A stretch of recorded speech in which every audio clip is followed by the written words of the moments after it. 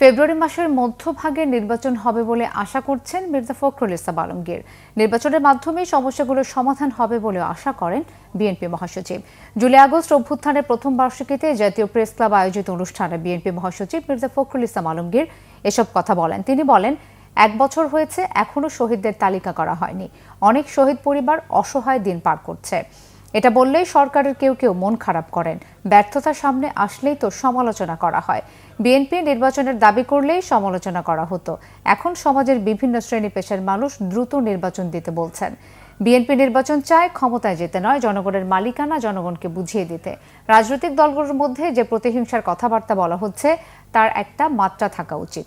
এতে করে সমাজে বিশৃঙ্খলা সৃষ্টি হতে পারে বলেও মন্তব্য করেন মির্জা ফখরুল ইসলাম আলমগীর।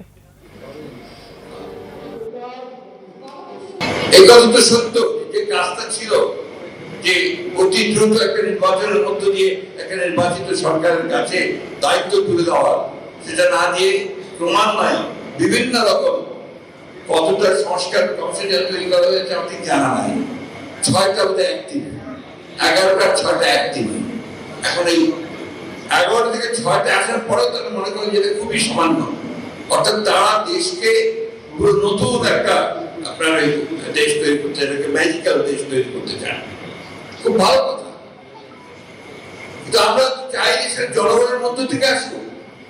আমরা তো চাই দেশের জনগণ সেই শক্তিটা নিয়ে তারা বেরিয়ে আসবে। আমরা দুঃখের সঙ্গে বলতে বাধ্য হচ্ছি সরকারের কাছ থেকে আমরা সেই জিনিসটা